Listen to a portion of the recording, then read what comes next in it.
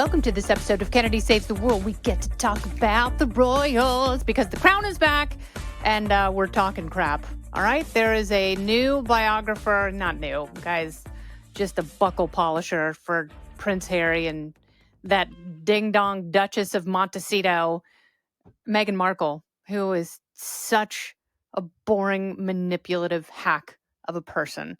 I can't stand her. I can't stand her constant narcissistic need for attention.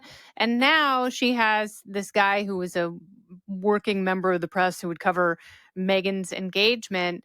And, he wrote a book about her, and it's this love letter, essentially, at least parts of it, but it's disguised as a burn book because this author, Omid Scobie, takes aim at Kate Middleton. And of course, they're all human. And a lot of people in this country hate the royal family and are like, that's why we threw your tea into the river, because you guys are a bunch of freaks, bunch of inbred freaks. That's my masshole impression from revolutionary times. I love the crown. I'm very intrigued by the royal family. I'm not mad at them. I think the whole thing is it's interesting social popcorn that I indulge in periodically, and I like it. I do not like Meghan Markle. I think she's an awful person. I think that she is a homewrecker. She knew exactly what she was getting into. She just wanted to use Prince Harry as a way of increasing her visibility. She's still doing that, even though, her podcast was canned because she was not saving the world. She should have shaved the world. Would have been put to better use working in a barber shop than going out there and being the wedge in between Harry and his family. So this author writes about how Kate Middleton is such a horrible person.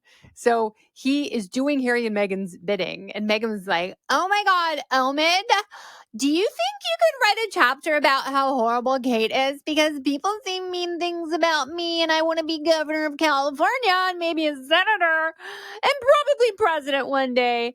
And they write such great things about Kate, and she's like the worst. And Omid's like, oh, darling, yes, of course. Let me open up my laptop and just take a poop all over her pristine reputation. So that's what he's trying to do. And his big issue with Kate Middleton is that she wasn't helpful enough to Meghan Markle when she was suffering from postpartum depression, which is a very, very serious mental health issue that she was not adequately treated for. And no one would dispute that. She obviously was in a lot of pain. She was unsupported, which made her feel even more vulnerable. And then you add to that the pressure and blah, blah, blah. But to blame that on Kate Middleton, so the author goes out of his way to say that Kate and Meghan were never friends, that Kate spent more time talking about her than to her. Well, maybe Kate wasn't friends with her because she was a jackass who was just collecting nuggets and information to later monetize by dishing dirt on the royal family. Maybe Kate sniffed that out and was like, there's something about this woman that I do not trust. So I'm not bringing her into my inner circle because she will use whatever leverage she can to destroy my reputation and hurt me and my husband and my family. And so she was obviously very protective of a number of things, her family and her name being chief among them. So why is it necessary for her to have this friendship with Meghan Markle when she is clearly nuttier than a squirrel turd? She's superficial, narcissistic, and annoying. All of those things. Why you don't need to be friends with everybody, even someone you're related to by marriage. So that's number one. He said they didn't really have a personal relationship. The only time they were photographed together many, many times, but that was really for image because they are a part of a large organization upon which their survival depends if they blast out appropriate images and stories. It's no different than the Kardashians or any other famous family. The Bidens do the same thing. In pop culture and politics and fame and royalty, it's all essentially the same. And, obviously what we send into the world is amplified through social media, but also various people who are going out and doing the bidding and spreading the message people with apparently compromised integrity like this Omid Scobie. But let's say they didn't have a friendship. If they weren't close and they didn't talk, how would Kate Middleton know that Meghan Markle was suffering? She wouldn't know that because they were not in each other's inner circles. And I'm sure in order to get back at Kate and to make her miserable, because that Meghan Markle appears to be a pretty miserable person, and that's what she seems to do quite well, is inflict pain on other people. Look what she has done with her own family. And by the way, does this I was going to give an armchair civilian psychological diagnosis of borderline personality disorder to Meghan Markle, but we don't have to do that.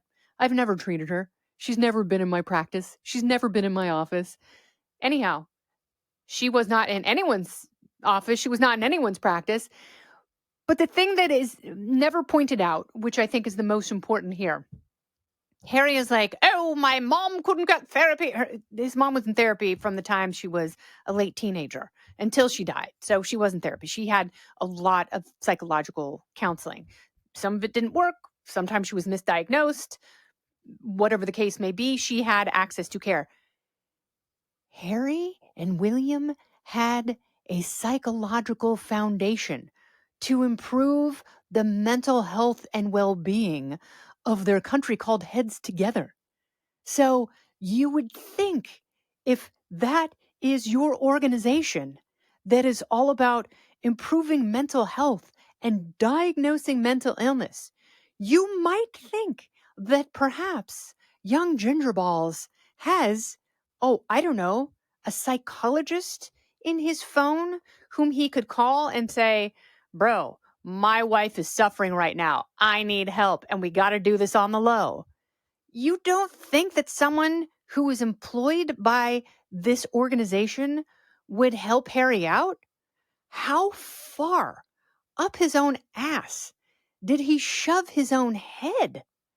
He does not get enough blame for making things worse. He certainly didn't make them better. And he was the one person in the royal family who, supposedly had the nards, didn't really grow a pair until she came along, and then he put them in a little purse and handed them over to Meghan, and she parades around the world with his nutlets in her sack. He could have called someone. He could have called anyone from his charity to diagnose and treat his wife. And they could have done so confidentially. But it doesn't make a good enough story. You cannot milk your own personal tragedy over and over and over again if you get things sorted out too quickly.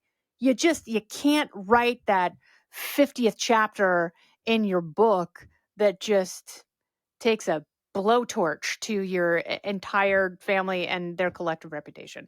And I love The Crown. It's obviously the final season, but this stuff is happening in real life. I know they go out of their way to say this is a fictionalized version of certain events. It's like, this is really happening. You know that Meghan Markle sent this writer out to torch Kate Middleton. It's not going to do any good. People are still going to love her. People might go, yeah, sounds like a bitchy thing to do. But then they're going to go on and they're going to forget about it. And I long for the day when they forget about Kate Middleton and Prince Harry. I have a house in a town right next to Malibu where they are supposedly looking at homes. And I hope I see them at Coogie's, which is a pretty mellow breakfast spot in Malibu where you can always see famous people. If you ever want to go celeb watching, go to Coogie's in Malibu. Go there, get there late because celebrities wake up, half past the monkey's ass, a quarter to his balls, which is late. It's obviously, that is late o'clock is what that is. So go to Coogie's. I hope I see them there because if you think I'm not going to say something, we don't know each other very well. I will say something. 2 years ago, Jen Psaki was at a party I was at the night before the White House Correspondents Association dinner. And I went up to her and I said, stop saying mean things about Peter Doocy. And she's like, I love Peter Doocy. I was like, you called him an asshole. He's a good person. He's a great reporter. He's very, very fair to you. And he says nice things about you. And she's like, oh my God, I love him. I'm so sorry. So yeah, that really happened. And that was the night I went up. No, that wasn't the night. The next year I went up to Gavin Newsom and I said, cut taxes, cut spending. It's not hard. And I went up to Doug Emhoff, Kamala Harris's husband, and I said, stop taking your Secret Service detail to the Whole Foods in Brentwood on San Vicente because you take up the entire parking lot. And he's like, I'm so sorry. He seemed like a really nice guy. He looked like he felt genuinely bad, and he was mortified that story had gotten to the other side of the country. So yeah, hey, guess what? Meghan Markle, coming for you. Gonna say something, gonna lay it on the line, gonna tell you all this to your facial disgracial. Why? Because, baby, that's how you save the world. This has been Kennedy Saves the World. I'm Kennedy. Listen ad-free with a Fox News Podcast Plus subscription on Apple Podcasts, and Amazon Prime members can listen to this show ad-free on the Amazon Music app. Oh, go ahead and leave me a review while you're there. I'd love to hear what you have to say. You've been listening to Kennedy Saves the World on the Fox News Podcast Network.